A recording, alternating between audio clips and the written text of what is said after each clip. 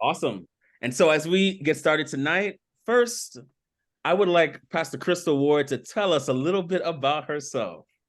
All right. Well, my name is Crystal Ward, and I always stress Crystal E. Ward. Oh, yeah. Currently, don't laugh, Devonte.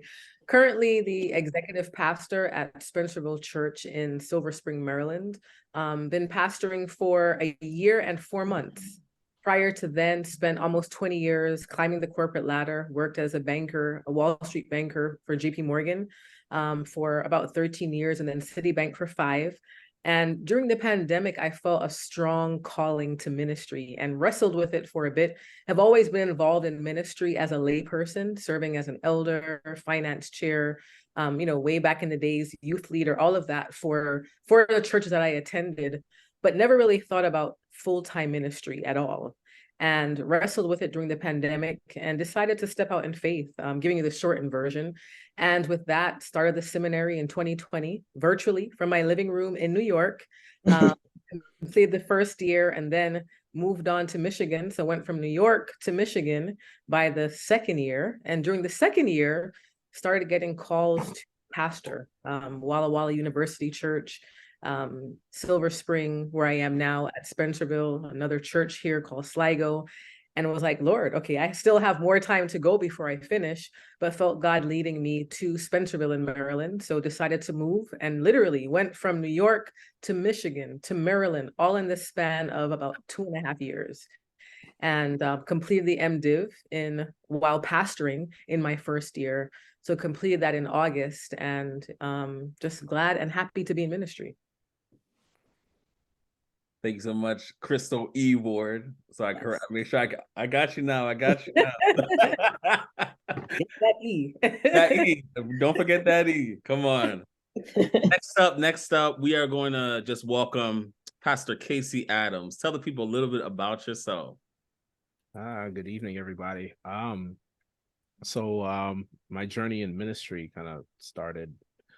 It's one of those cliche things. It kind of started before I was born. My mom had problems conceiving, and she promised if she could have a child, she'd give him to the Lord. And so my journey kind of started from birth, growing up in the church. I was probably the youngest AY leader probably in the nation because I was 5. So so I've been doing ministry since I was very small. Very active in the church, leading worship and things of that nature. I've been pastoring for it's going to be 13 years next year. Several churches. I've pastored in Huntsville, Alabama, pastored in Florida, also served as, so I was pastoring a campus. So I was associate pastor, also a school administrator / vice principal, and third and fourth grade teacher. So I wore many hats at once. I currently am pastoring in Chicago as the campus pastor of Beverly Hills Seventh-day Adventist Church and the executive pastor of Goshen and Mount Sinai Seventh-day Adventist Churches simultaneously. So y'all pray for me as I continue to do what the Lord says do. So it's a little bit about me. Awesome. Thank you, Pastor Casey, Pastor Crystal E. Ward. And also, last but definitely not least, Pastor Kerry-Ann Butler. Tell the people a little bit about yourself.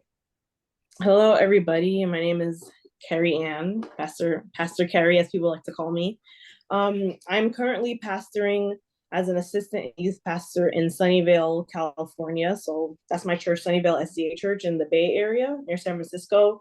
This is my first year pastoring. I felt that God was calling me into ministry when I was 18. So I was an undergrad at Andrews at the time, and I fought, long story short, I fought against that calling for all of my undergrad. And then after many events, after I graduated undergrad, I decided to take up that calling and go to seminary. So I went to seminary in Andrews University Seminary in January 2018, and I graduated in December last year. And that's how I know Crystal E. Ward, Pastor Crystal E. Ward. You don't have to be E, guys. I just but that's that's how I met Pastor Crystal, and I've known Pastor Devonte. I've known Devonte since I was like 8 years old, so we go way back. And it's great to meet Casey as well, Pastor Casey. So that is a very abbreviated version of my story, and I hope that you all will gain some more knowledge or insight from what I have to say tonight. So. Yeah, and I had to be reminded, like, we've known each other a long time. Like, we basically I went don't to think I realized that, Devonte. You and elementary school. Yeah, I grew up with Devonte. Yeah. Wow. Wow. Okay. Yeah. Yeah, small world, small world. Yeah. Just 5 years ago. Yeah. Yeah. Back then, she liked to do art, and I like to laugh, and not much has changed. I was going to say, Same, not same much has thing. changed. Same thing. Oh my goodness. But with that, let's get started with our panelists. And the first question is simply this. Starting on a light note, right? What are some of your greatest moments in ministry thus far? What are some of your greatest moments in ministry thus far? I can go first if nobody else wants to go. Okay, so I'll start off with this. Since my main role at my church is being a youth pastor, I am over basically all the teenagers. I help them, develop their relationship with God, and I do events for them. I put on events for them, give Bible studies, I do Sabbath school, different things like that. And there's one girl that I particularly got closer with. And I remember in June, so I also visit, there's 2 schools I visit that are connected to my church, an elementary school and a middle school, and a high school. And this girl goes to the elementary school, right? And I just started to develop a close relationship with her amongst the other children, other children that went there. And basically her mom saw that we were getting close, and she's like, I think that my daughter's thinking about getting baptized. I think that you'd be a great fit to give her Bible studies. And this happened in June of this past year. So basically I started doing Bible studies with this young girl, and I could see that she really has a heart for God. Like, she has a heart for ministry. And she was only 12 at the time when I was giving her Bible studies. I created a whole 6-week Bible study about the Holy Spirit. God just gave me, I asked her what she wanted to study about, and God just gave me an idea of doing like a creative Bible study, because I'm an artist as well. As Devonte said, I paint, I draw, I do calligraphy, I do graphic design. Like, that's just a gift I believe God has given me, and I try to use it as much as I can for His glory. So I created this Bible study with her, and we went through it for 6 weeks, and she told me that she wanted me to baptize her in August. And one of my, I guess, most like joyous moments of my first year of ministry has been to be able to baptize this young lady. Her name is Gabby. So be able to baptize Gabby after just 6 months of being at, my church. And that was really, it's not even just the fact of like, baptism, because a lot of churches are big on like, okay, numbers, and we need to get this much people baptized in this amount of time. That I don't care about that. Like, for me, it was just the fact that she gave her heart to God at such a young age. I was 12 when I got baptized as well. And I see a lot of similarities between her and I. And it was an honor for me to be able to just spend that time with her and get to know her, and for her to trust me enough to literally ask me, like, can you baptize me? Because there's 2 other pastors at my church. She could have asked the other ones, but she asked me. And it's more of the relationship that I have with her. I still have a great relationship with her. And that was really monumental for me. I cried because I'm a crybaby, but I really felt that God put her in my life for a reason, and he put me, I'm sorry, I'm getting mixed up. God put her in my life for a reason, and God put me in her life for a reason. That's what I was trying to say. And I feel that she has taught me a lot too. She's preached before I even came to the church. Like, I honestly believe that she's going to be in ministry one day. I don't know in what capacity that is, whether that's being a pastor or having her own ministry or whatever it is. But I try to encourage her and acknowledge her gifts, and just being able to create that connection with her, and her telling me that she looks up to me, like that meant a lot to me. So that's one of my greatest moments so far that I've had in ministry. I love it. I love it. I love it. Thank you so much, Kerry-Ann, for starting us off. Thank you. And heading over to Crystal next. Greatest moments, greatest moments. I mean, there's been so many great moments over this past year or so of being at Spencerville. I would say the greatest, if I had to highlight one. So recently, I just completed doing an evangelistic series for the church. So like I was the speaker, organized everything for it. And, you know, when I thought about what I wanted to do, and you got to understand, finishing up the MDiv over the past year, completing that, and then shortly thereafter going right into evangelism, trying to mobilize the church, because the church hasn't really done a true evangelistic series, I would say probably in about 5 or 6 years. So really trying to build that culture with the members, getting them excited, getting them to go out and go door to door in the community. Like where our church is, it's a pretty affluent church, affluent neighborhood as well. So when you go door to door, you're literally walking for quite a bit to get to the next house, go up the driveway to the house. And it was just nice to see the members actually mobilize. You know, like I was really passionate about it, and I felt like they caught that energy. And for us to go out, it was amazing. And then for the evangelistic series, I remember praying about it and saying, Lord, I don't want to do the traditional stuff of what I grew up on, where it's just about beasts and more beasts and hellfire and brimstone. And don't get me wrong, while those things are important, and I did cover elements of that, but it was through a different angle of like starting with God's love. And, you know, the theme was finding hope in a world that's lost it. And the focus was building from there, talking about prophecy, talking about Daniel, all of these things through the concept of God's love. So every night we had like 100+ people out. For our church, that's amazing. Like every night they came out, kids came out, because we had a children's evangelism at the same time. And what was interesting, like a lot of the children and teens, they would say, like, when is Pastor Crystal going up to preach? Because then they would literally come into the sanctuary at that point to hear the message. Wow. So every night I would do like, you know, question and answers. People would submit their questions in. Every night I would take them home, review them, pray over the prayer requests, all these things. And it was just nice to see. I mean, of course, the adults sent in questions, but you can tell the children asking questions, paying attention after each night. They're like, Pastor Crystal, like I really enjoyed, I want to be there tomorrow. And for me, ministry has always been about connecting with people. And so far for me, that has been truly the highlight, you know, doing that from scratch, seeing the impact it's made on people. I mean, in the community, members of the church, and the children and the teens, to me has definitely been one of the greatest highlights. Absolutely. And when you talk about the kids actually like saying like, wait, when is Pastor Crystal going up so we can hear her speak? I know. You know, yes, the children's pastor at our church. So we have 6 pastors at our church.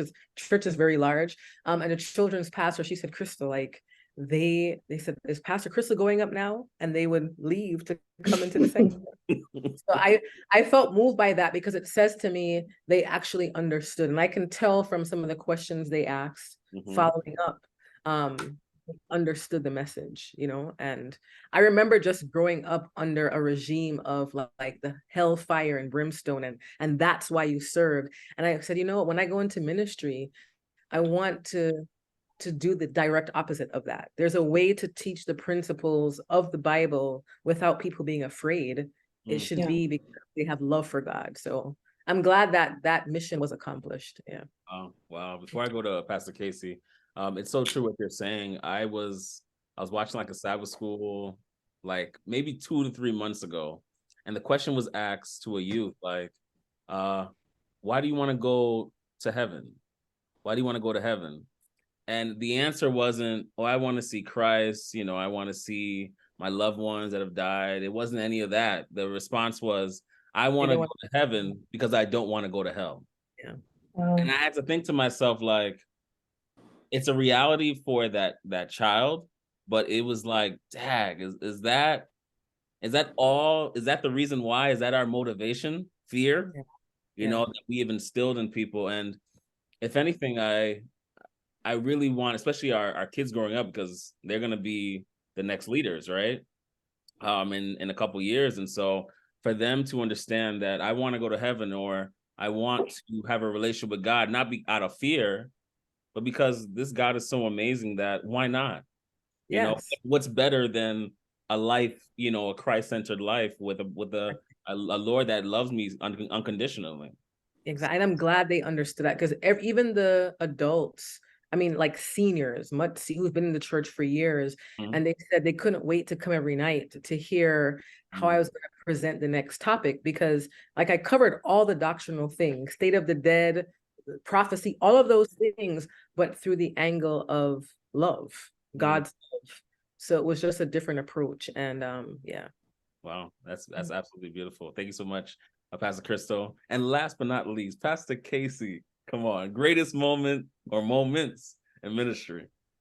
I have at least two, and it's actually funny. They're both surrounded by baptism. So the first one,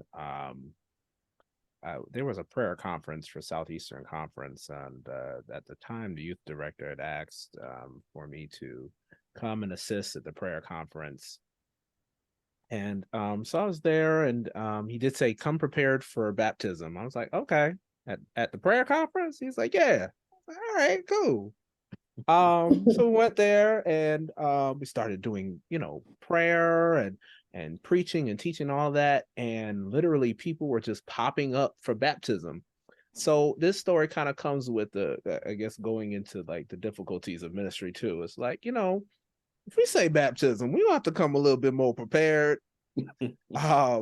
Because those poor people were there, they were popping up. It's like, I want to be baptized right now, and then logistically, let's just say we had to censor those pictures. That didn't work out logistically, but we got those people baptized. Praise God. About 6 people gave their lives to Christ that day from a prayer conference, and it was young people. And so that was really an exciting moment to really see how God was working in something that we sometimes see as mundane as like a prayer conference, because the way we kind of do it is a little, y'all know. And so there's that.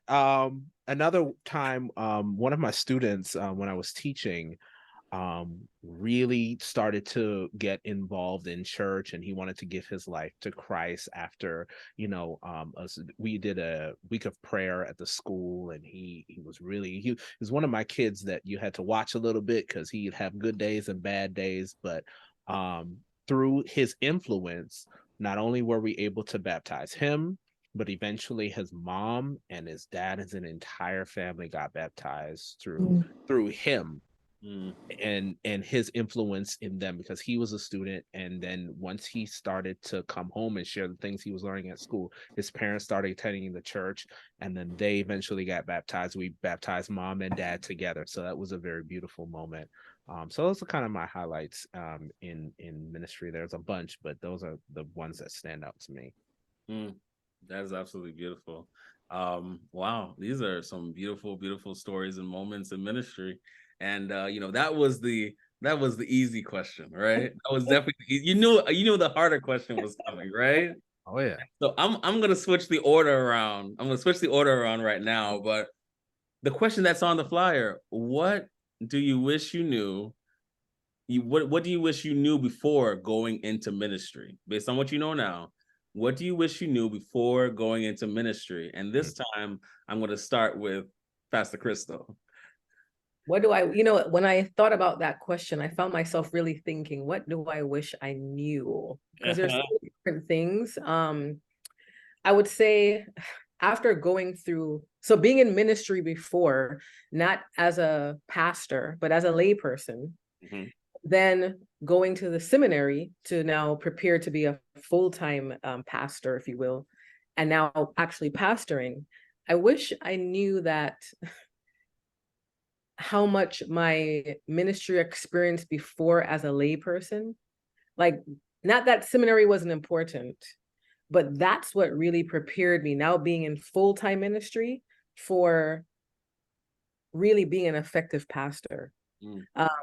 the seminary definitely helped a lot in terms of exegesis, as you know, like thinking about certain things of how to prepare a sermon. I mean, I was preaching and all that stuff before, but the importance of knowing yourself, being self-aware, having people management skills. Like when people think about pastoring without actually pastoring, I think people might think, okay, you're going to preach every week, or, that's pretty much the focus.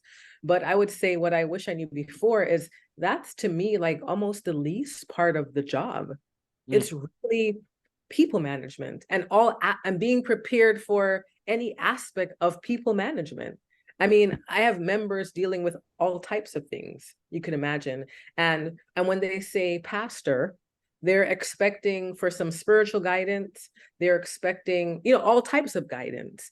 And if a person is not adequately prepared to deal with that, not that we're therapists, but to deal with that and to have the emotional intelligence and awareness to know how to deal with that, it's tough. So I'm glad for my personal experiences before that I was able to tap into to really help me in ministry now, because it wasn't, like I said, I'm not knocking the seminary experience. I think it was great. But when I think about true pastoral ministry, it's less of all of those things regarding exegesis and all that stuff, and more about people are hurting, people are dealing with real issues. And when they come to the pastor for help, they need more than just prayer.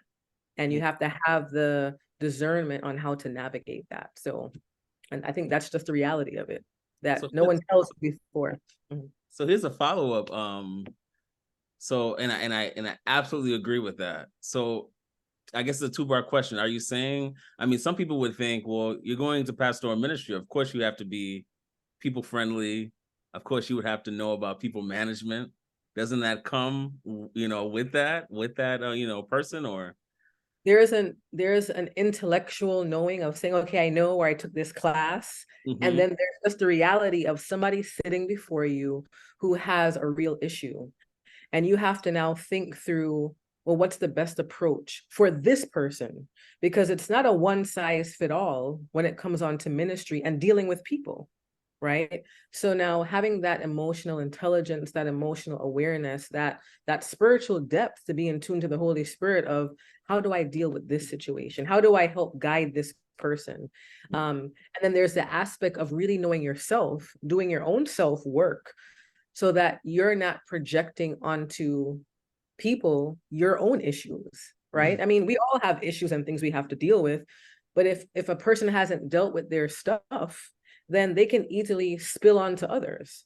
And you could imagine the hurts that have been caused of pastors who are not self-aware, or who haven't done their own work, and they're carrying this title that people look up to, but because they haven't done their work, they're causing more hurt.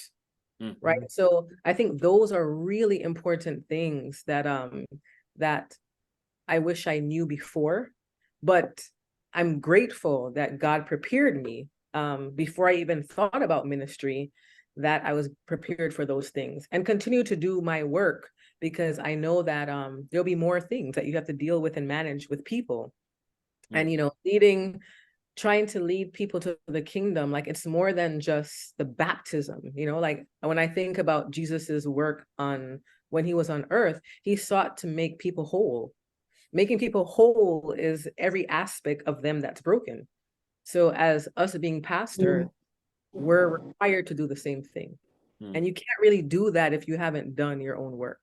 So talk about that. Oh my goodness. I'm gonna head over to Pastor Casey, but I do want to say this. I won't say the name of the teacher, and I won't say who y'all know who it is. Oh, yeah.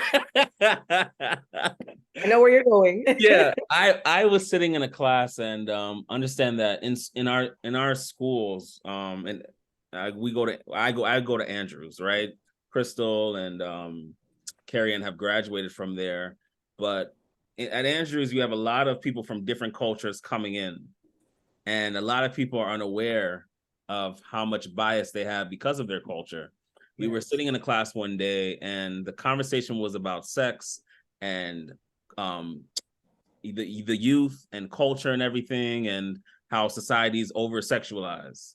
Now we can say that society is so over-sexualized, commercials and everything like that. But one of my classmates says, why do we keep having this conversation? It's as simple as that. They're over-sexualized. Just stop having sex, and that's the simple thing to do. And I said, I put my, Krista, I put my hand up. If nobody else puts their hand up, I'm gonna put my hand up. I said, teacher, tag me in. And I simply told him, I said, you're making a very complex issue sound very simple. And what I told him is, many people use sex for many different reasons. Some people have used sex for comfort, temporary pleasure, temporary security. And just like how you might use your job for those things and abuse your job, their drug of choice is sex. I said, just to say that somebody is just over-sexualized and just stop doing something, that is a simple way of solving a complex issue. Yeah. Many times you're not going to do life with these people. You're not going to see them long enough before you just start judging them. And so I really wanted to challenge him to see the person and see what is underneath the use of sex. Yeah. And so these are things that we battle, and these are people that are going out, right? Just like how I have to check my biases. These are people going out to minister to real people. That's the thing. That's the thing. But Pastor Casey, what do you wish you knew before going into ministry? I got a list. So I hope y'all ready. I got a list. Here we go. I've been waiting for this. I was driving and all of these things were coming to me, and the Holy Spirit was trying to pour into me some of the things that I found. So the biggest thing is the loneliness of ministry. That's the first thing on my list. There is a loneliness that pastors experience. And so I do therapy, and one of the things we teach each other within as counselors is to use I statements. So I'm not going to generalize. I'm just going to talk about me. I have found that ministry is extremely lonely for several reasons. One, as a pastor, you go through things that your members go through. But because of the perception of our members believing that pastors are superheroes and we are made of Teflon, any show of weakness is a sign that we don't have the Holy Ghost, that we are not answering the call, we don't have enough faith, all those different kinds of things. And so there's a loneliness that comes from ministry in the aspect of not being able to, I'll put it like this. I'm Jamaican, so we have a lot of illustrations, right? You have to feed your members with a long wooden spoon. You cannot let them get too close, because if they're too intricately close, a lot of the things that you may share with them on a personal level will find its way into the public. That is intensified with the brethren that you serve with. You have to be careful with what you share with other pastors, because especially in our faith, it can be used against you when it's time to be elevated or to be moved, or when there are issues in terms of politics and things of that nature. And so it's very difficult to find trusting members of the cloth to share your innermost secrets, your innermost sins. We sin, we do sin. Your innermost problems, personal things you're struggling with, any personal problems, things like that. So there's a loneliness in ministry that I don't think has ever been really truly addressed, nor are there safe spaces for pastors. And that's why we see such a large number of pastors leaving the ministry, because they cannot find a safe place within the ministry. This another one that kind of falls into that one is further down on my list, but since it ties in, balancing grace and mercy and accountability. Pastor Keon said this. I don't know if y'all saw that viral clip of him. Pastor Keon said, he not Adventist, but he spoke for all of us. He said, we pastor in environments where people want grace from the pulpit, but don't have grace for it. And it's that balance of grace and mercy and accountability where we as pastors are pushing out this grace and this mercy that the Lord provides and all that. And as soon as there's an issue with the pastor, there is no grace and mercy, just accountability. And that also causes a lot of problems. And that's one of the things I wish not so much that I knew, but I wish I understood before I getting into ministry. Understanding and knowing the call in the context of marriage is something I wish I understood before getting into ministry, because there's a misconception, and I will say this in terms of our brethren, about the call, because there's an assumption that the call is for the pastor and his wife. And to be honest, it's not. Though she or the pastor and her husband. When God calls someone, he calls them. And just so happens that in a marriage that you're attached to the call. But that doesn't necessarily mean that that other person in the relationship is also called to the same responsibilities as you. And there's a misconception in our church that is the case. And it's just not the truth. And sometimes, so that breeds contempt in our marriages, because there's an expectation from our congregations and from leadership on our spouses for certain things that they did not sign up for. So that's a thing. I was not prepared for how political our church is.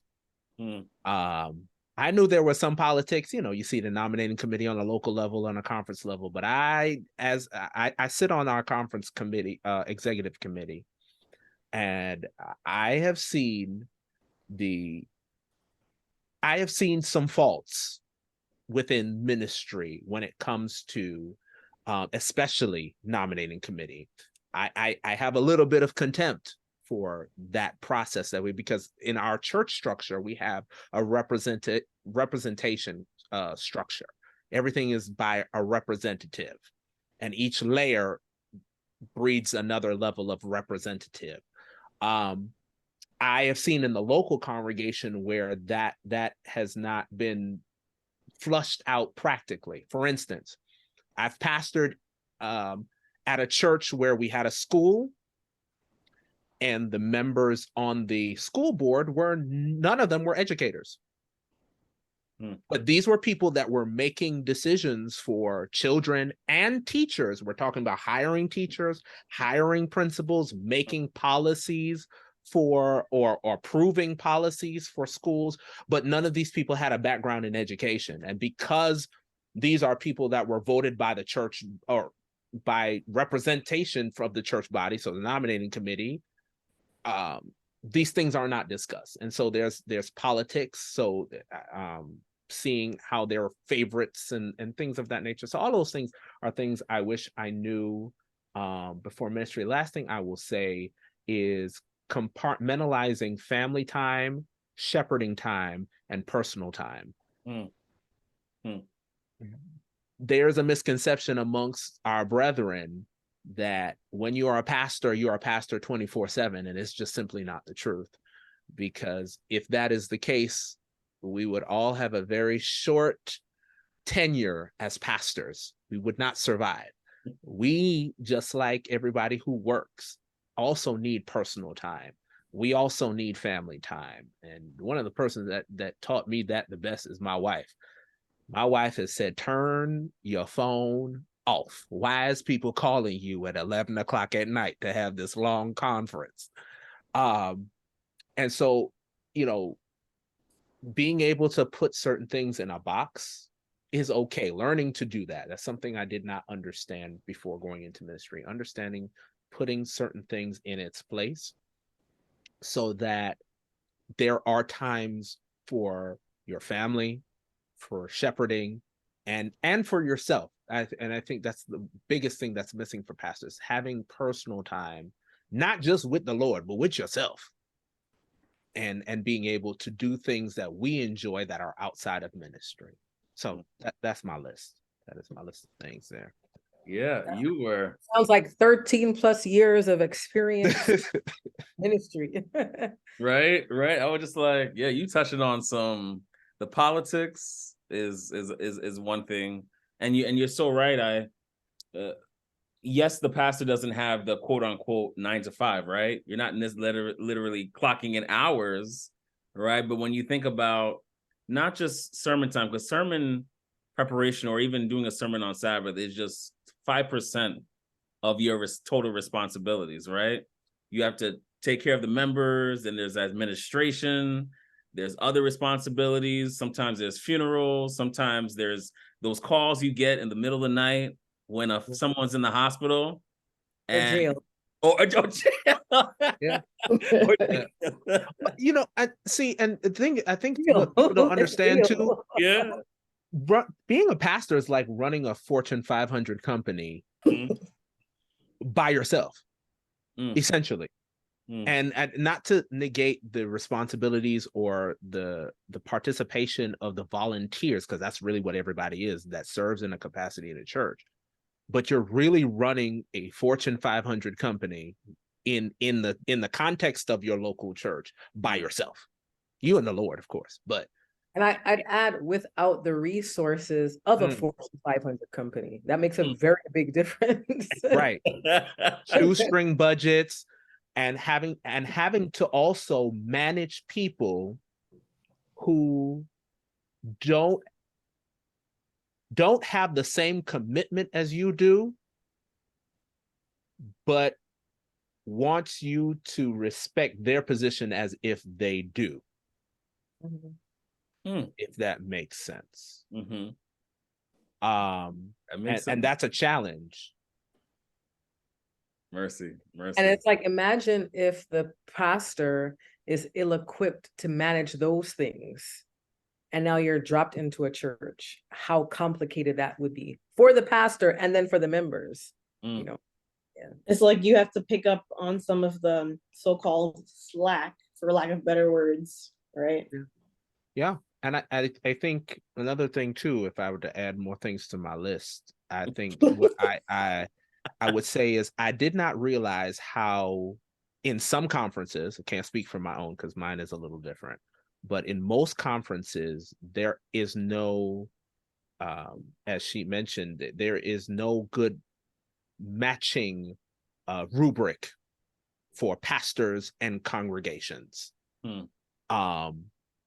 You know, in most churches that are not Adventist, when they're getting a new pastor, there is a church profile. There's they do an in-depth analysis of the church to present to candidates so that the candidates would understand what they're getting themselves into. In most conferences, they just assign you a church, and we pray Godspeed to them.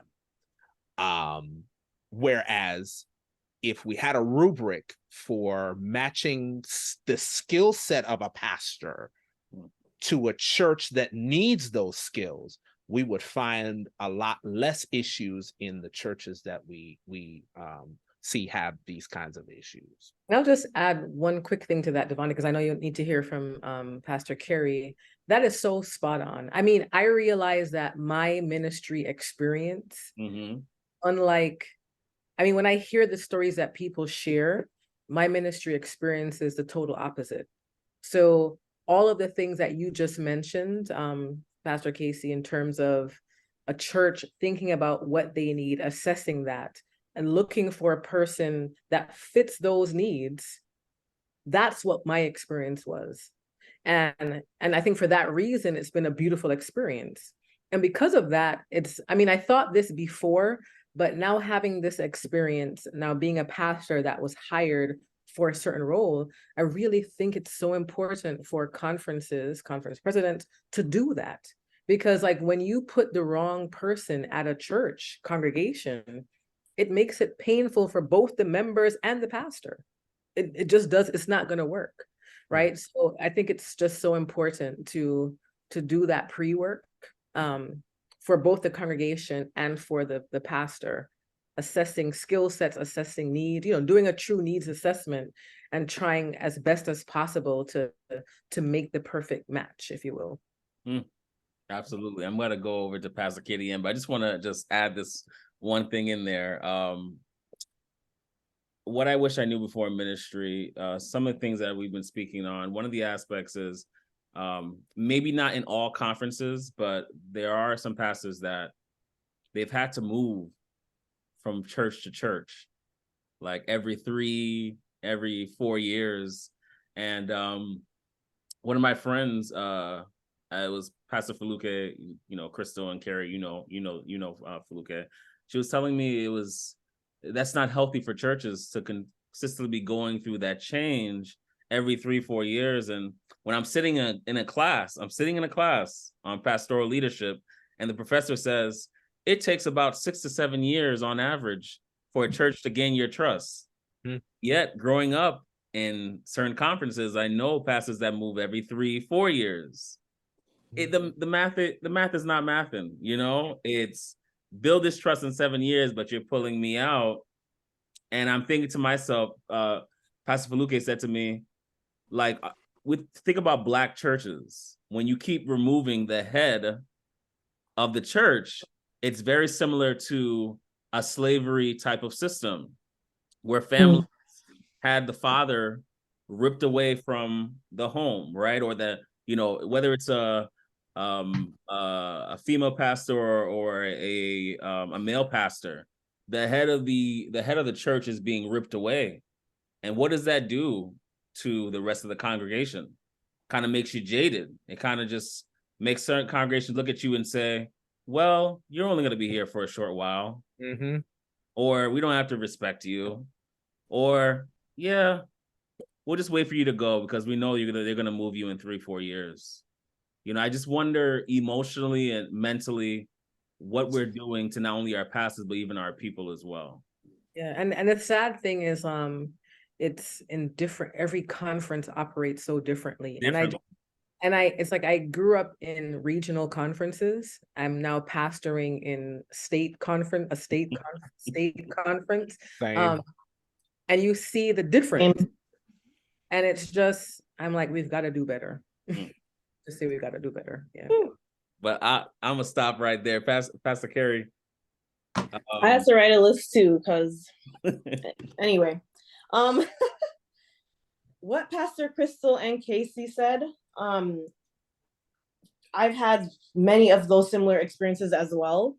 But I just wrote a mini list and I'll just go through it. So I would say I knew all of this, like what Pastor Crystal said, I knew all of this for head knowledge, but when you're actually in the situation, it's like, wow, I wish I had a more serious understanding of what would actually happen when I come in this role. So I wish I had a more serious understanding or took more seriously the importance of mentorship before I got into pastoring. There were people that, would tell me, okay, you could expect this when you become a pastor and you can expect that. But when I came here, when I came to California, I didn't know anyone. I have some distant family members here that I am becoming close with now that I'm here, but I didn't really know anyone in ministry in this area, or, I didn't have that type of mentorship that I realize I would love to have now. I have other friends in ministry, of course, but just having someone that I'm close with that could tell me, that could go to when I face a certain situation with like a church member or someone on my staff or anything like that. Somebody I could go to and say, hey, what can I do with this? Or somebody that could check on me, like, how are you doing? Or not just a friendship. I mean, of course, I would want mentor and I to be friends, but somebody that can really give me that has been in ministry for a long time, that could give me that type of guidance that I would have liked, you know, I first started. I would love that, and I'm still praying about that. I'm still looking for that. I have reached out to different people to try to get some advice, and nothing really came out of that, unfortunately. So like what Pastor Casey was talking about, how sometimes it's hard to connect with other pastors, especially if you're going to a higher level in ministry. It could be hard to connect with them because they might not want you to be in a certain position. You know, they might hate on you, or they might not really have like the best mindset for you, you know what I mean, or mindset towards you. Like as Jamaicans would say, they're bad mind, right? So there's some people that are really bad mind, honestly, even in ministry, even in pastoral positions. It's sad, but I wish, and I'm still praying to get that type of mentorship that I would like, because this journey is definitely, yes, all Jamaican panel, exactly. This journey is difficult, and another thing I want to touch on is the loneliness. So, and this, I feel like this could be a whole other topic by itself, but as a single woman in ministry, as a single woman pastor, there are a lot of nuances that comes with that. So I'll just start with this. I have gotten, and I've been working on setting more boundaries, and that's another thing I'm going to get into later, but I've gotten a lot of questions about why I'm not married, and, oh, you're so beautiful, why are you still single, and are you dating? You know, just people, first day they meet me, they'll tell me, oh, I have somebody for you. I'm like, do I know you? Like, you know what I mean? Like, how do you don't even know who I am. You don't know my personality. How do you know this person's going to be right for me? Like, people just try to kind of push their own mindset or agenda on you of you should be with this person, or why are you this way, or why is this and that, you know? And it was frustrating. At first I had to tell people, you know, people would ask me, are you in a relationship? I would say no, right? And then they would ask me, am I dating? And I'm like, well, if I'm not in a relationship, why does it matter if I'm dating or not? You know, so it's just setting the boundaries and things like that. But the loneliness aspect comes in different ways. So, you know, not having a partner or a husband that I could really just unload and just talk to him about at the end of the day, like that can be difficult sometimes, if I'm being honest. Not having someone to come home to. I'm an introvert, so I love being on my own, but having that person, I think, would be, you know, that person there with me, like a husband would be great. And pray for me, because I would love that one day.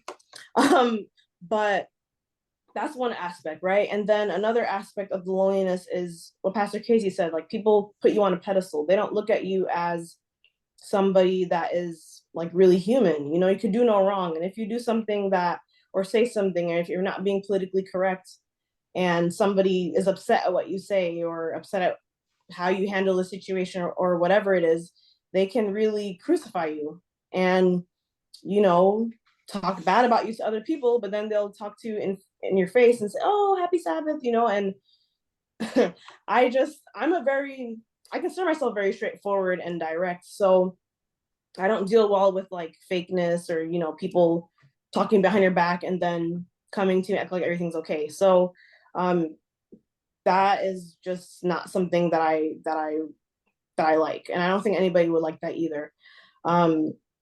So people putting you on a pedestal, not really having much grace and mercy for you, but they expect you to have it for them. So that's another thing. And a big thing for me was not really having, again, like community when I first started pastoring, not having community here. That really affected me emotionally and mentally. And I had some conversations with Devonte about this too when I first moved here. Like like I said, I didn't really know much people, and I was trying, and also what Pastor Crystal said, like knowing yourself. I was trying to, to like put my best foot forward, and that's what people usually do when they start a new job or a new position, right? So I was going to all the church events and all the school events that's connected to my church, and you know, I would hang out with different people from my church and do all these different things. I was putting myself out there. I almost led to burnout within the first 4 months of me pastoring, because I was doing so much because I wanted to give a good impression to my church members. And there came a point in time, like within the first 4 months of me being pastoring, that I literally broke down. I called one of my few friends that I had at the time, and I was like, I don't know if I could do this anymore. Like I feel like I am in a way trying to appease people. I don't feel like I'm really being myself. I feel like I'm code switching because I am part of a conference that is not a regional conference, which is a nicer name for a Black conference or people of color conference, right? And the state conference is the white conference. If anybody didn't know that on here, for lack of better terms, that's basically what it is. So I'm part of a state conference, and my church is mostly white and Hispanic, right? So, but the culture of my church is Eurocentric. So I felt that I was trying to, I guess, fit in a way, or just put my best foot forward. And that bothered me a lot. And it bothered me a lot because I felt like I wasn't really being who I truly was, who God like truly called me to be.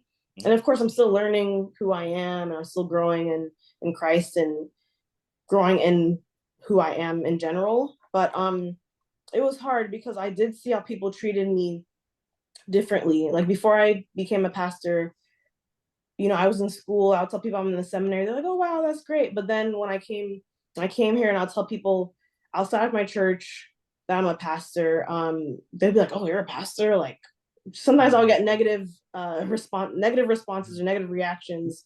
And even people in my church, they didn't have a negative reaction, but they would just be like, oh, Pastor Kerry, you're just so this and you're just so that. And, kind of like I can't do any wrong. And that puts a lot of pressure on a human, because it's like, you're expecting so much out of me, but I am going to mess up. I'm going to make mistakes, especially as someone new to this profession. You know what I mean? So, I could go on, but those are some things. And then boundaries. So boundaries, that is something that, of course, we talk about it, we know about it. I knew about boundaries before going into pastoral ministry, but I didn't understand how important it is to enforce those boundaries while you're in ministry. So like Pastor Casey said, people are calling him at 11 p.m. at night trying to have a 2-hour conversation about, the carpets on the ground. They don't like the color of the carpets of the, you know what I mean? Like something as simple as that, or we should have these events more at church, or whatever it is.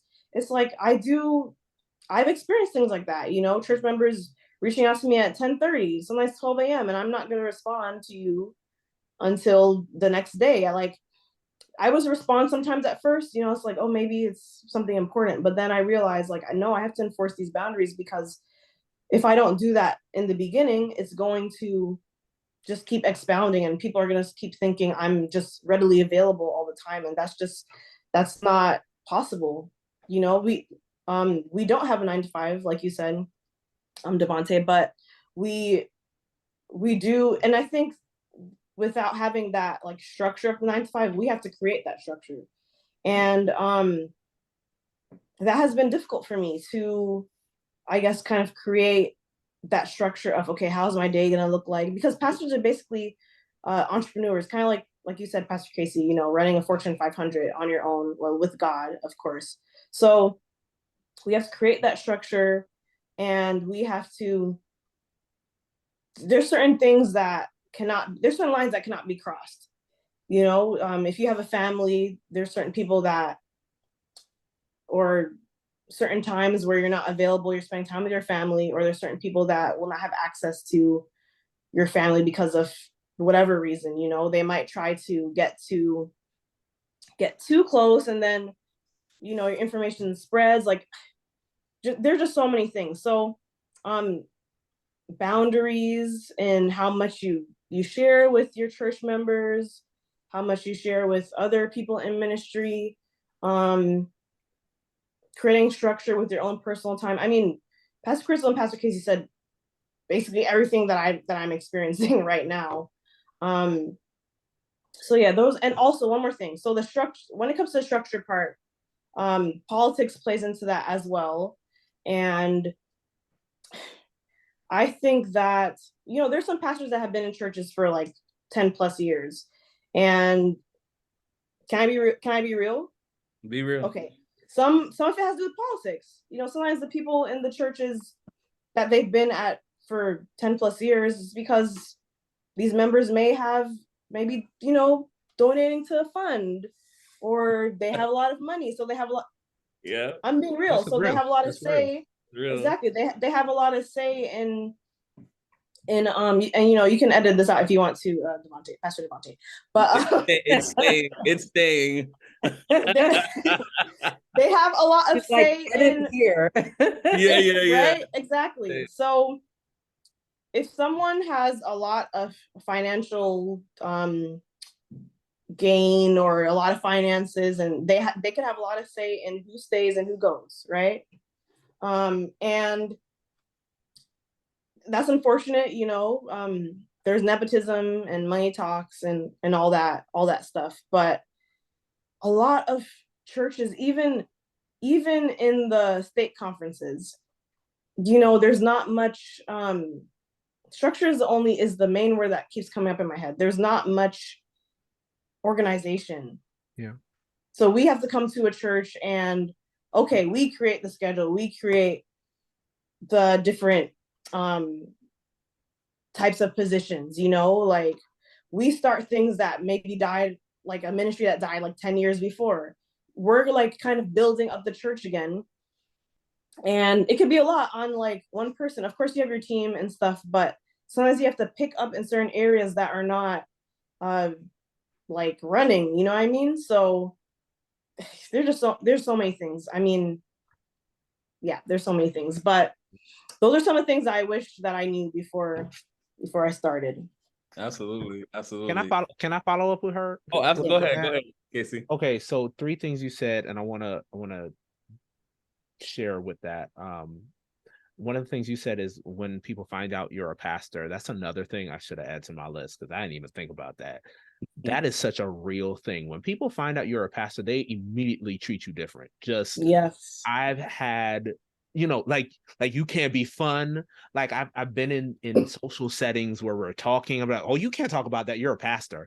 Oh, you can't be around here. Oh, what, you're a pastor. No, you can't do that. I'm like, I'm a person. I was a person before I became a pastor. I'll be a person after I retire. I'll be a person when I die. I pastors are people. Yes, it is a call. Yes, it is a profession. But at the end of the day, at the root of who we are, we're people. And we have feelings. We like to have fun. We like to get down with our bad selves every now and again. We like to dance. Yeah, we dance. We do, not just in church. And not just like that. Amen. We really do. And so that's one of the things. The other thing you said, another thing that you're talking about, boundaries. One thing I've learned in ministry now that I didn't learn then was you get an abundance of what you tolerate. And it's so somebody said pastor's gone wild. That's hysterical. I'm sorry. But I've learned that once whatever you start off doing at a church, it becomes the expectations, and sometimes the expectation even evolves into some more stringent things amongst the people that we serve. And so just having those boundaries up front, it's sometimes a lot of pastors, when they come to churches, they seem very stern, but they kind of have to do certain things to create those boundaries so that expectations are known from the jump. And so they're not misunderstood. And the last thing you said was that I touch on is nepotism. Oh, there is a illness in our church, I will say. About how we even approach the call, because somebody was asking a question about the call. How do you get the call and things like that. In the olden days, I think Pastor Wintley Phibbs, my pastor Wintley Phibbs, shared this at Southwest Region camp meeting last year. He was just like, the old mindset was the call from God is not a true call unless a conference committee approves it. That was the mindset of, and it kind of talks about the arrogance of leadership, and what we believe. For many people who may not know this, as in trying to get into the ministry, you better know somebody. Hopefully, you know somebody, because unlike other professions in the Seventh-day Adventist world, there is no, you go on an HR site and you fill out a form and then they call you and do interviews. No, it is a very different process. And so because of that, nepotism is so real. It's not about hiring people for merit in a lot of cases. And especially, this is more so for the regional work. State work is a little different, but they all kind of translate a little bit the same, where it is, you're not hired for merit, you're really hired based on relationship. And if you don't have the best relationship with people, or if you're and I know a lot of people who are in this boat are first generation Adventists, so you don't have a lineage, you don't have a name, people don't really know you. It's sometimes harder to get into the ministry. When I say the ministry, I mean to have a pastorate job offered to you. And even the hiring process is very different than any other place in the world. It's really, going through it, you're not hired by a person, you're hired by a committee of people. And it goes back to that representation structure that we have in the Seventh-day Adventist Church. And so it can be very difficult for people to elevate, or even get into the ministry if you don't have the relationships built to get in. That's not everyone's story, but that's a good majority of people's stories. It's so interesting hearing you share this, because now I understand even more and more. There are people who would say, Crystal, like, why would you leave like your corporate job and come into ministry? Like at the time I was a senior vice president, pretty senior role, doing really well. And I felt confused by that, because I understood in a practical sense, right? But then people who are spiritual, who are Christians, who are pastors, and I'm like, well, what about the call? Because truly for me, it was a calling. But when I hear all of these things, then I understand why they say, like, why would you leave? And again, like I share with you, I realize that my experience thus far is not the experience for many, because my whole process felt like a corporate interview. It literally, everything about it felt just like when I was in the corporate environment. But I realized that it's not, it's like a needle in a haystack. Yeah, by far. And I think that also speaks to like the demographics of your church, because as you mentioned, your church is very affluent. My church is pretty affluent. My church is in Maryland. So when you think about all of the general conference heads and leaders, they attend my church. And that speaks to, you name whoever, and they're probably a member of my church. One of our top professors that we all loved is now a member of my church. I welcome him into my church. I'm his pastor, Dr. Peckham. Really? Wow. That's amazing. Wow.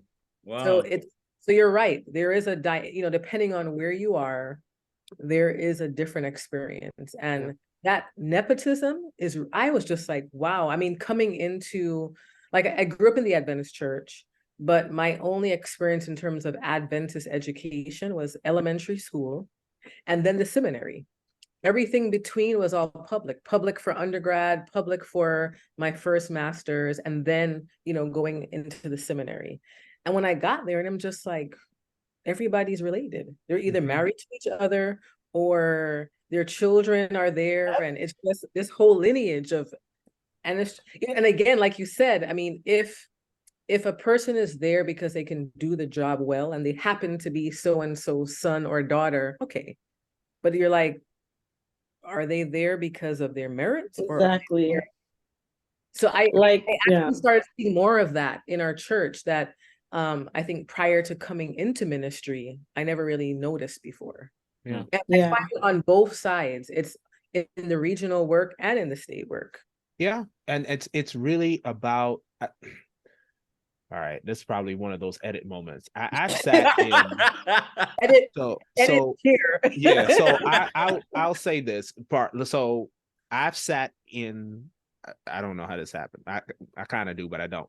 So when it was time for a conference to get into the nominating committee process, I went from being a delegate to on the steering committee to the nominating committee to ending up on the executive committee. So I saw the entire process firsthand.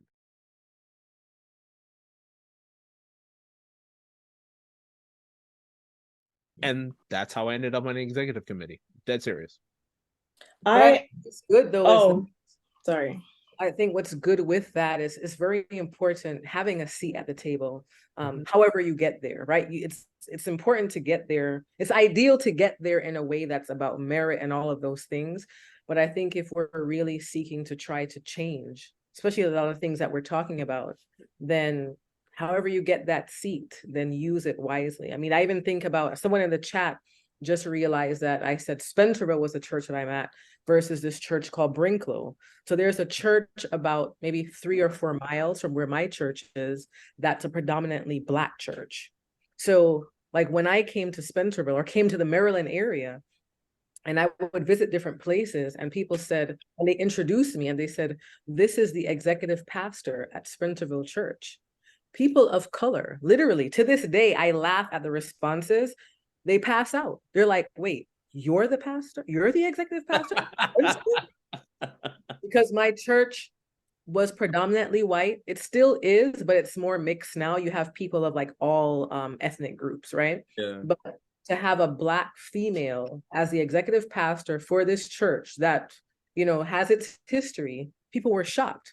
And what I realized is that God has a responsibility for me being there. I think beyond just the pastoring aspect of ministry. So whatever tables we find ourselves at, that God has placed us there, however we got there, I think we have a responsibility to impact change, to, you know, while at that table, when things come up, be that person to raise the issue that otherwise probably would not have been said, especially if you're at tables where you're the only person of color, to raise issues that otherwise people would not raise. And sometimes it could be because of racism, and sometimes it's not. Sometimes it's truly just unawareness. I've seen that at my church over and over, not because people are racist of any way. It's just, this is how they grew up. This is all they've been exposed to. Yeah. And I'm sure them here's the different contexts, right? Here's how this person right now, they're not angry at all. That's just culturally how they respond to things, you know? So I think every table God places us at, however we get there, then we have a responsibility to impact change. Absolutely. And I wanted to say something as well. I don't want to hold up too much time, but I just want to talk about God's favor for a quick second. And I know we've been talking about nepotism and knowing people and having a foot in the door and seat at the table. The way that I got my position, the way that I got my job was basically I was getting my hair done. This was last August, by the way. I was getting my hair braided, right, or twisted or something. I don't remember exactly, but I was talking to my friend, and this, I have a point to why I'm telling this story. I was talking to my friend who's doing my hair, and I was like, yeah, I'm never gonna be a pastor. Pastors go through too much, because I was planning on being a hospital chaplain or a school chaplain. I was like, pastors go through too much, and I just heard, you know, too much horror stories, right? And then less than 5 minutes later, I get a call on the phone from this random number. I usually ignore these numbers because I think they're spams, right? But I felt the Holy Spirit was telling me, answer the phone. So I answered the phone, and long story short, on the other line was a pastor who you know said, you know, I got a hold of your resume, and I think that you'd be a great fit for my church. And I was like, I'm sorry, who is this? Because they didn't say their name or anything. And basically it ended up being my senior pastor now, right? And his wife also, because she was pastoring with him at the time, but now she has her own church. And so I went through the interview process. You know, there was a committee. They flew me out here to I got flued out to California. But yeah, that was a nice experience. But anyway, the point is I didn't know who my senior pastor was. I didn't know, and I had never heard of the church I'm at now. I never heard of Sunnyvale Church. I believe, and I'm not saying this to like boast or brag, but I believe in God's favor. Like if God has called you to something, whether it's exactly hashtag flued out. That's what I somebody put felt in the that. I chat. felt that. Flown, not flew. I was like, okay, Yeah, Lord, you showing out for me, Jesus, amen. But the thing is, when God calls you to something, and I want to answer someone who asked about the call in the chat. It doesn't necessarily have to be a hired position in a church, right? When God calls you to something, He's gonna make a way. Whether you know the person or not, I didn't know these people. I didn't know my church. I never heard of my church before. So, I did this thing called Ministry Opportunity Days at Andrews, where different conferences come, different conference officials like ministerial directors or presidents or whatever. They come and they interview people to see if they're a good fit for their conference or their church or whatever it is. So I interviewed with maybe 8 or 9 different conferences. Got no calls back, nothing. This was in the beginning of last year, 2022. So I'm thinking, okay, I went through this process because I'm like, I do want, to possibly experience pastoral ministry. I wasn't sure at the point. I felt like God was like drawing me to it, but I kept saying I don't want to do it, right? So I was like, let me just have this experience and see how it goes. And nothing came out of that. And I was like, okay, God, I guess you don't want me to be a pastor, So then the last semester of school of my seminary experience is when I got a call that from a church that had nothing to do with Ministry Opportunity Days that I didn't know at all. So the point is, when God wants you in a certain place, He'll put you there. And like what Pastor Crystal said, when you get to this position, it's your responsibility to, make the changes necessary, right? I'm the first. I think my church is like 80 years old. I'm really not sure. I need to learn more about its history, but I know that I'm the first Black female pastor that they've ever had in like the 80 years that they've been around, right? And I am one of the youngest pastors, I believe, that they've had as well. And before me, there was a Black male pastor that was there, and I think he was the first Black pastor that they had as well. And he kind of like, I guess, set the way for me, or trailblazed the way for me, in a way. But there are certain things that I have realized that I believe God has brought me there for different reasons, and I think diversity and inclusion might be one of the reasons. But that's a whole nother topic. But the point is sometimes you don't need to know people. I mean, knowing people is very helpful. It's always going to be helpful. But other times when God has favor on you, when God sets you apart and wants you to be somewhere specifically to make certain changes or to have representation, because there's a couple of Black people in my church, and they would come to me and they'd be like, it's so good to see a Black woman up there, in a pastoral position, in like a position of power where she can make a difference. I've just being real, so basically, yeah, when God wants you somewhere, He's gonna put you there, and then God places us in certain positions because He sees how we can affect the people and the congregation, and make the necessary changes and help move things forward. Maybe correct certain things that have been going on in that church. Whatever it is, I'm still asking God, okay, what is it that you want me to do? Like the main difference you want me to make here? Because I can put together programs. I can go to people's houses. I could do like the regular pastoral duties, but I want to be able to leave like a mark here leave my mark here. You know what I mean? Do something that will possibly even change the trajectory of the church and different things like that. So I don't want to go on a rant, but that's, I just wanted to make that point. Like God will place you where he needs you to be, and then it's your responsibility to do what he's asked you and told you to do at that place. And I think the key thing too is he prepares you for where he placed you. You know? Yes. It's just like the whole Joseph story. Like Joseph had no idea that one day he'd be the governor of Egypt, but all of his experiences along the way prepared him for that.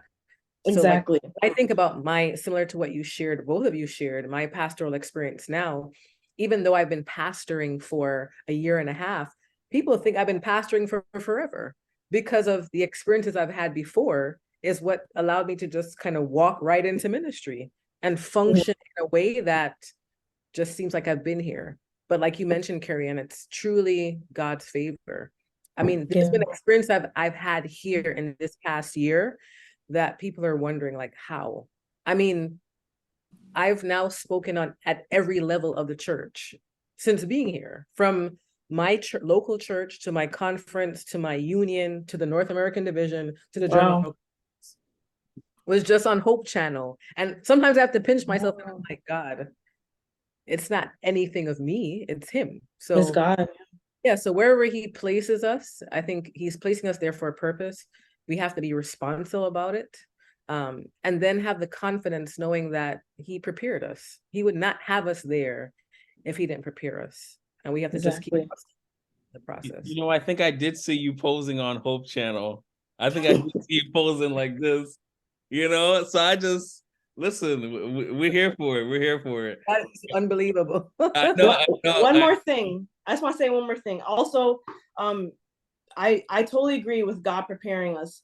And I also believe that God placed us there because he believes that we can handle it, if that makes sense. Like, we weren't placed in our position just because, you know, like God sees, okay, you can handle this position, you know? And sometimes I feel like, and I've struggled with this, like, God, are you sure that you want me to be here? Like, I don't know if I can handle this. This is a lot emotionally, mentally, just in different ways. But God sees something in us that sometimes we don't see in ourselves. And I believe God wants us to believe in ourselves also.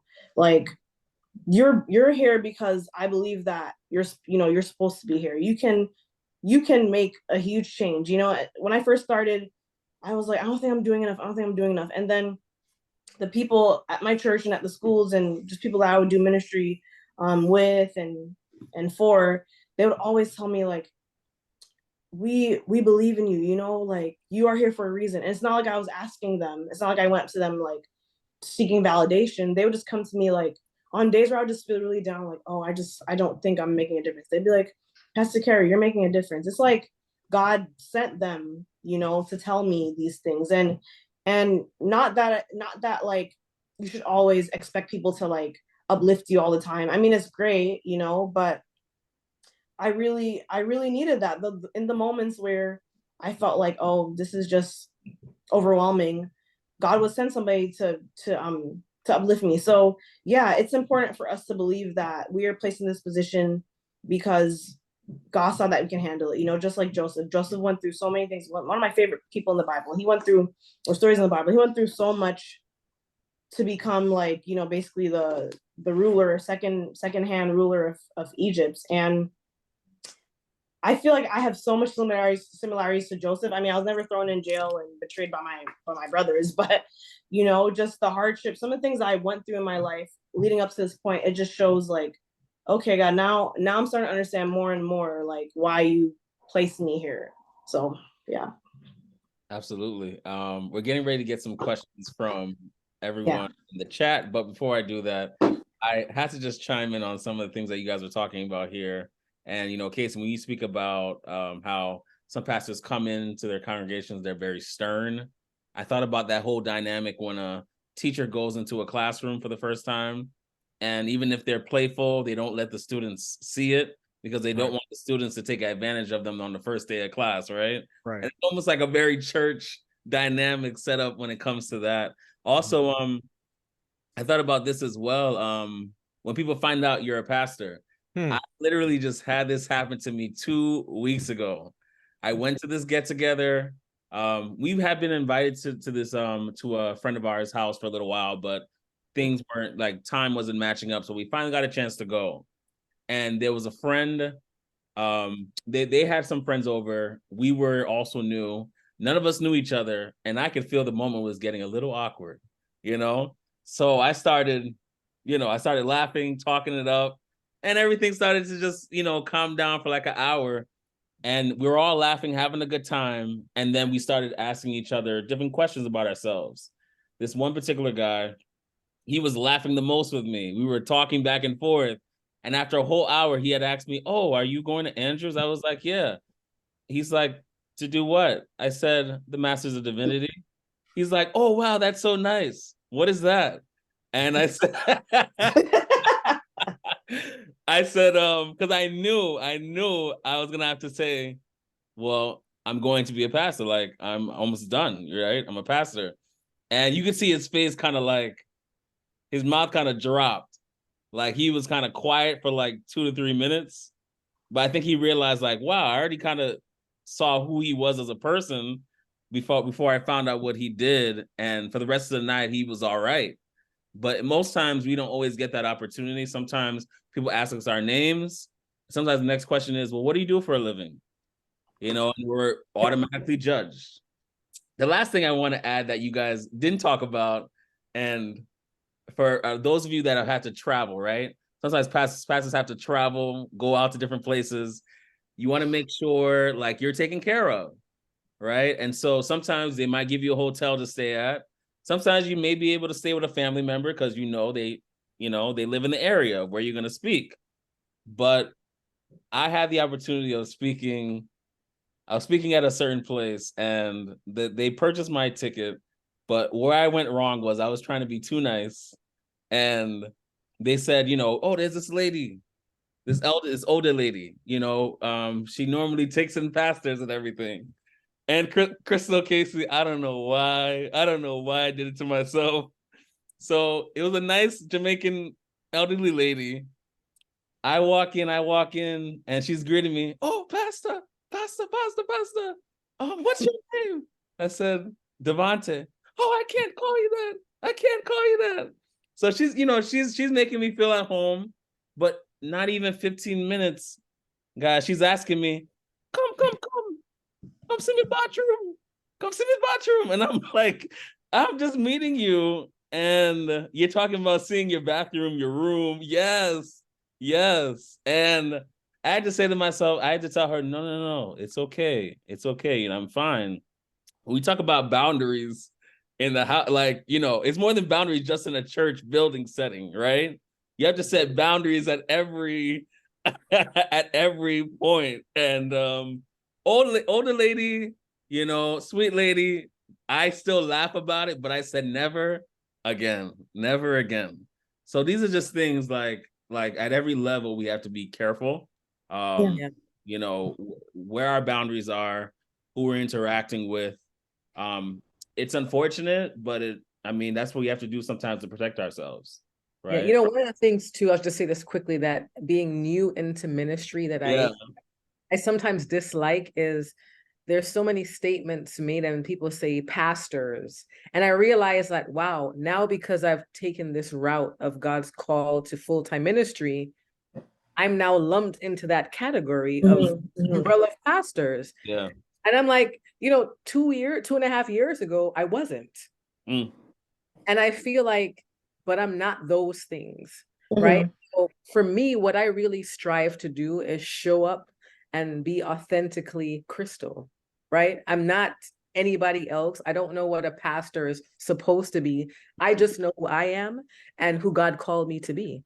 So the way I carry myself, the way I operate, the way I dress, it's me. God knew I was all those things when he called me. So I show up in those same ways because and I think it's really important for us as pastors that when we show up to be authentically who we are, like not to feel that, are people going to try to put you on a pedestal? Yes. But I think there's some pastors I've interacted with that try to operate to that pedestal and try to go above and beyond it with this pompous attitude. I think if we show up and just be normal people, then we can also help to change that dynamic on how people look at pastors And even pastoring, maybe more people might be attracted to come into ministry Mm. if they see that we're actually normal, you know? Yeah. Yeah. For And- being authentic, right? Yeah. Yeah, because I am who I am. Like I'm exactly. And I feel like a lot of pastors feel pressure to not be authentic because then they're going to be judged, or, you know, people might not take them seriously. But after about 10 months of being a pastor, I'm shedding that, oh, I have to like act certain way, or, you know, get a new outfit every week. I'm not doing that anymore. I'm just like, I'm going to be myself. You take it or leave it. This is who God called me to be. Yep. I see And you that's laughing why- about yeah.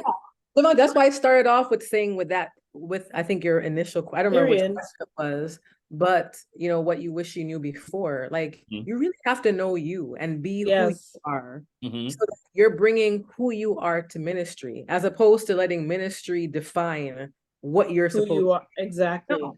I show up in my church, and since I've been there and they know, people are like, oh, this is our pastor, you know, she was from New York, blah, blah, blah. I mean, in New York, I think I was like basic. Somehow here, they think their pastor is like this fashionista. I'm like, really? I'm not from New York. You And are a fashionista, Pastor Crystal Ewart. it's just you have to be who you are. And you know what? I want to share a brief, like a really, really brief story on that. I remember when I was young, in I was still doing my bachelor's at Oakwood, and I was getting ready to leave, and I applied to every conference that had an email address. Seriously, I applied. I applied to Australia. All them churches in UK, all them conferences, I applied. And one church I applied to, one conference I applied to in California, he actually replied back. I was like, oh yes, finally somebody. And so he's like, can you send me a copy of you preaching? So I sent it to him, and he had the strongest rebuke, but he did it in such a loving way. And it talks about the authenticity. He was just like, you know, I feel like in your preaching, you're trying to be somebody you're not. He's like, you sound like TD Jakes, you dress like TD Jakes, but you're not TD Jakes. I want to know who you are. Who are you as a person? Oh yeah, he came for me. He came for me, and that was okay.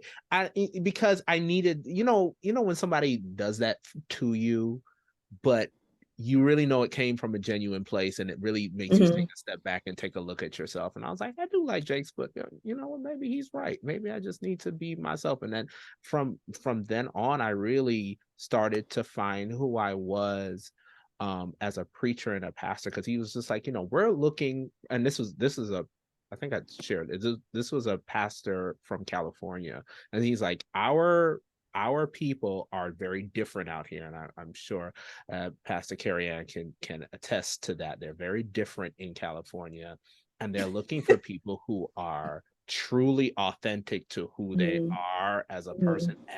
And what I learned from this particular ministerial director, he was just like, we can tell the difference.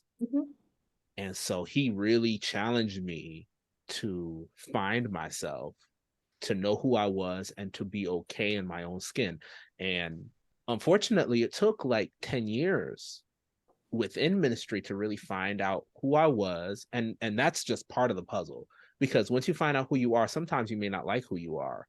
And so you have to find that medium where you learn to love who you are and whose you are, and be able to walk and live in that. And I think that speaks to what Pastor Ward was saying about just being authentically you. And for some people, it comes very natural. And I think maybe I'm projecting this onto you, Pastor Crystal, but I think your experience outside of ministry really helps shape, because you've had this, you've lived before being a pastor. And so becoming a pastor is just adding on to who you already are. And so it became easier for you to I want to say just walk into who you are, and to live out who you are as as a Yeah. pastor, as a woman of God, and just be authentic. And I think that's a challenge for a lot of pastors to just be authentic, because of the things that we talked about at the beginning of this, which are, some of the things that we didn't understand coming into ministry, those stressors, the politics. Sometimes you feel as though you have to show up a certain way in those at the table, Yeah. because No, you don't want them. Yeah, you don't want them to see your weakness. You're absolutely Exactly. right, Casey. You're absolutely right. And I think I'm actually in my early 40s, right? So I share that because I realize that those who grew up in ministry, pastoral ministry, coming in at their 20s, then, probably before marriage, then probably getting married, in this, and now you're in your 30s and growing, it's a difficult place to grow. Like, I mean, the way I'm speaking now, I didn't just show up this way. I mean, I had time to grow and do my work. I was, like you shared, I mean, in a different industry. And if I were on a conference call with people who were analysts just starting out, we would have similar experiences kind of to what you're sharing. So some of the things you're sharing are similar to no matter what industry you're in. But I think in pastoral ministry, it's even harder because now you're in this fishbowl. And then because it's ministry, people look at people in ministry at a different level. Yeah. So now imagine like you're growing up, if you will, in a ministry context as a leader. It is very hard. So like a lot of the things, when you listed all those things, Casey, and I'm listening, I'm like, wow, while some of them were not my experience, it's because I came in 2 years, in my early 40s with experience behind. Are some things that no matter when you come in, you're going to have those certain experiences. But I think growing up in ministry as a leader, it's a tough thing, because then you're learning people management with volunteers, like you mentioned. When I've managed people in the corporate setting, it's very different, because I can have a conversation and talk about a pink slip. A person can be fired. You can't fire a volunteer. Fire a member, Yeah. So and it has a ripple effect too. Exactly.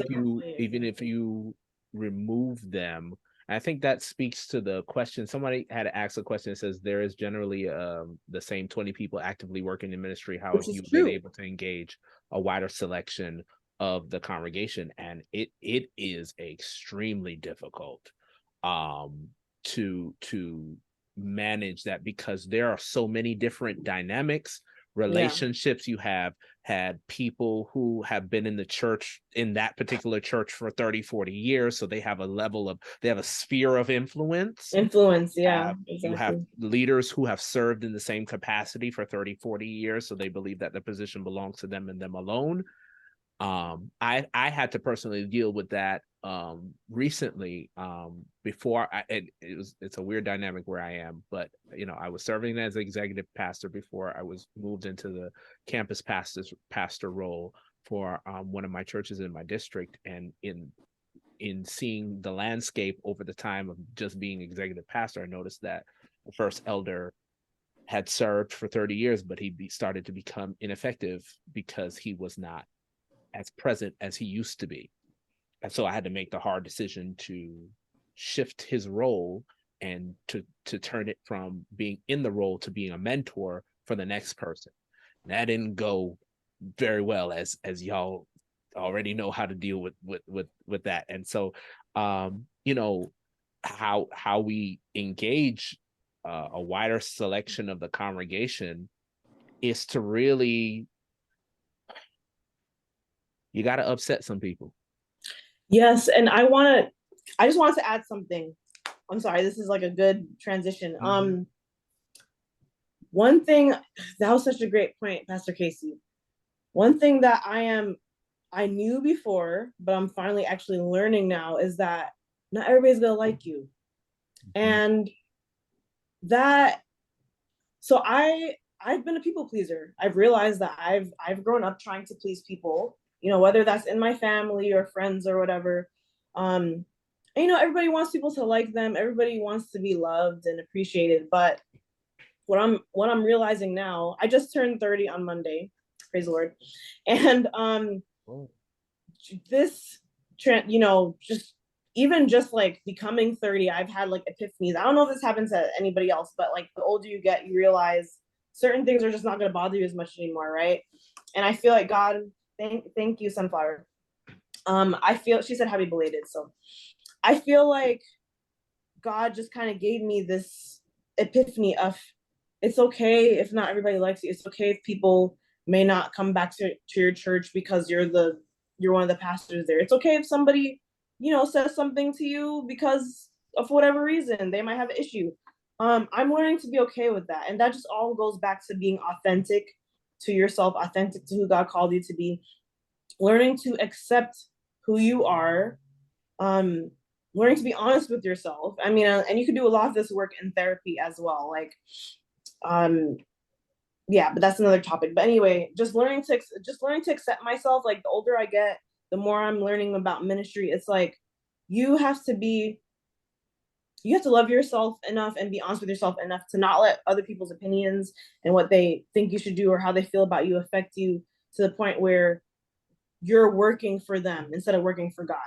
Mm-hmm. Does that make sense? Like we were put, our role as ministers, like we are there to help our flock or congregation. We're there to shepherd them, in a way, but God is my CEO. Like God is my number one boss. I answer at the end of the day, I'm going to answer to God. Yes, I have people that are in charge of me and higher levels than me, and I have to talk to them about certain things and get their permission for certain things. But the way that God wants me to operate is how I'm going to operate. I'm not going to operate in the way that, if, for example, my mom put something about altar calls, right? So some people might not like to do altar calls, but for me, I will do that because I believe that's something that God wants me to do. There are people at churches where they may not have had an altar call for years, right? And what if somebody's yearning to just really give their life to God at that moment and they feel, like the Holy Spirit might be leading them to go up to the altar or however way the altar call is, like God is going to use me or whoever to do that. So that's just a little example, but we have to do what God told us to do. We cannot just try to appease people all the time. And I'm learning that a lot because I was trying to do that a lot. So yeah, that's basically the point. We need to do what God calls us to do and not worry about what other people are thinking. And that could be hard, but I feel the more we get grounded in God and who He says we are, then the easier we'll get to do that. That's good. That's good. I'm going to stop the recording because we're going to go into rapid fire with these questions in the chat. And and don't